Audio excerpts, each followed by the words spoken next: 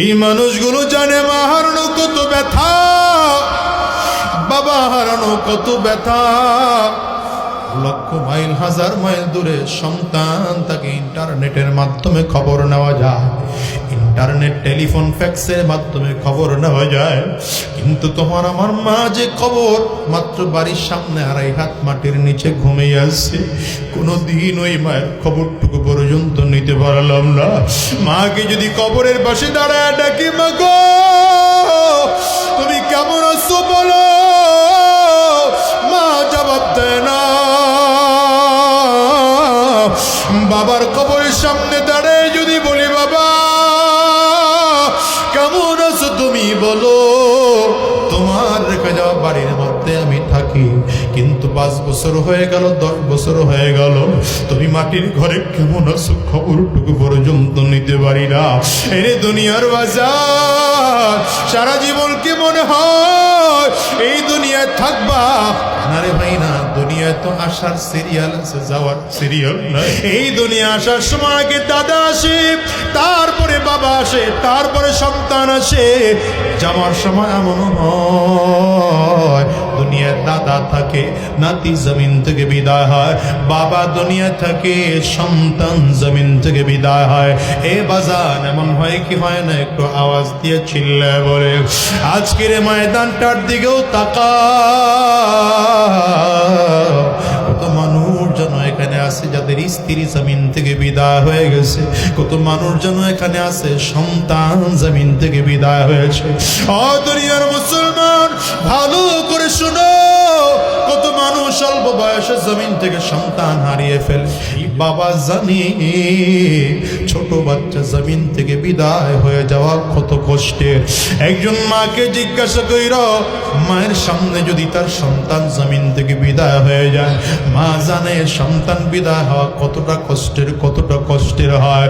আরে কলিজার টুকরা যুবক, কি দিয়ে তোমারে বুঝায়? এই দুনিয়াতে আসার সিরিয়াল আছে বাবা, যাওয়ার কিন্তু কোনো সিরিয়াল নাই। হিসাব মিলিয়ে দেখো, এই মজলিসটার মধ্যে এমন মানুষ পাওয়া যাবে ঘরে মা নাই, বাবা নাই, আছে না নাই? জোরে আওয়াজ করে বলে। আমি আজাদির ঘরে তো আজকে 18টা বছর হয়ে গেল, আমার মা নাই। আমি 18 বছর পর্যন্ত আমি আমার মাকে একটা আপেল কমলা কিনে খাওয়ানোর মতো তৌফিক আমার হয় না। আমি নিজের টাকা দিয়ে একটা কাপড় আমার মাকে কিনে পরাবো, এই তৌফিক আমার হয় নাই রে যুবক।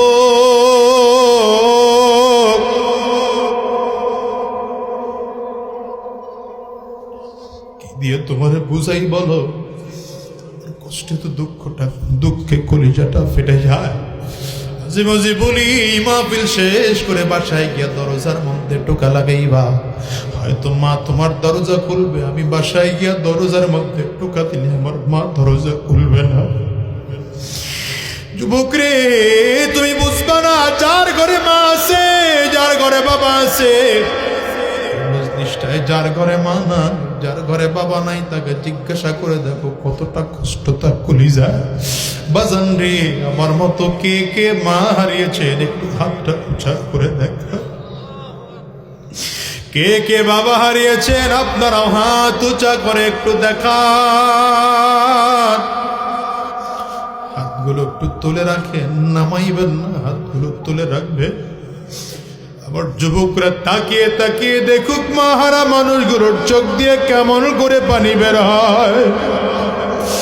হ্যাঁ যুবক,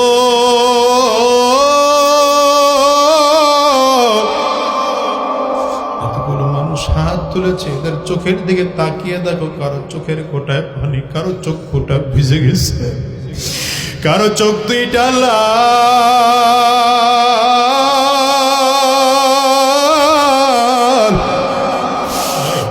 সাবধান। কবর কিন্তু বড় ভয়ঙ্কর জায়গা, কবর বড় অন্ধকার জায়গা।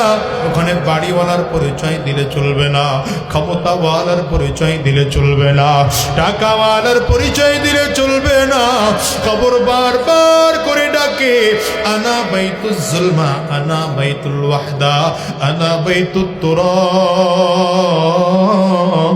কবর বারবার করে বলে, আমি বড় একা একির ঘর, আমি বড় অন্ধকার ঘর, আমার কাছে সাথী নাই বাতি নাই, দুনিয়ার কোনো কিছুই নাই। কবর বলে, আমি শুধু চিনি আমল, ভালো আমল করে যদি আসতে পারো। কবর বলে, আমি ভালো আচরণ করব, আর যদি ভালো আমল করে আসতে না পারো, কপাল পোড়ার দল। আমি কবর দুই দিকের মাটিগুলো একত্রিত হইয়া এত জোরে চাপ মারব, গুনাহগারের এক পাজরের হাড় আর এক পাজরের মধ্যে নিয়ে পৌঁছাইয়া দেব। ওরে দুনিয়ার যুবক, কি বললে তুমি নেকের কাজ করবা বলো? কোন রাস্তায় চললে নেকের কাজ করবা বলো? আজকের ময়দানটায় তুমি যদি পাওটা আমার সামনে আগে দাও, আমি দুই হাত দিয়ে তোমার পায়ে ধরবো, তারপরে বলবো, রে ভাই গুনাহ ছেড়ে দাও, আরাম রাস্তা ছেড়ে দাও,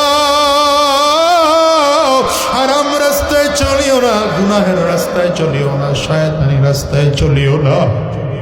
কারণ আজরাইল যখন সামনে এসে দাঁড়িয়ে যাবে, মালিকের কাছে তওবা করার সময়টুকু পর্যন্ত হবে না। ও বাজার, এই জন্য আজকের ময়দানটাকে জীবনের শেষ মাহফিল মনে করে, আজকের এই রাত জীবনের শেষ রাত মনে করে, আজকের এই মাহফিলটাকে জীবনের শেষ মাহফিল মনে করে মালিকের কাছে ওয়াদা করে যাও আর বলো, আল্লাহ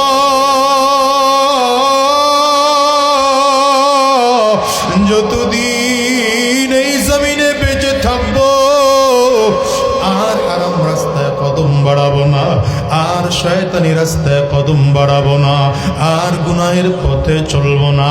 ওয়াদা করতে কারা কারা তৈয়ার আছো? দুইটা হাত উঁচা করে আমার আল্লাহকে দেখাও, আওয়াজ দিয়ে চিৎকার করে সুরে ডাকো, আল্লাহ। চিৎকার করে জোরে ডাকো, আল্লাহ।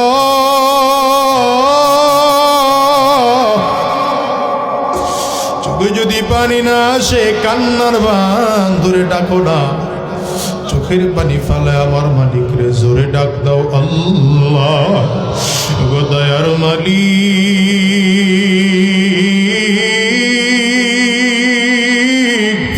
আয় আল্লাহ, যতগুলো গোলাম আমরা দুইটা হাত উঁচু করলাম, আর হারাম রাস্তায় কদম বাড়াবো না, ওয়াদা করলাম শয়তানি রাস্তায় কদম বাড়াবো না, গুনাহের পথে চলবো না। আল্লাহ তুমি কবুল করে নাও, কবুল করে নাও। আওয়াজ দিয়া বলো আমিন। রাইকা কাল আনআম بل هم أضل أولئك هم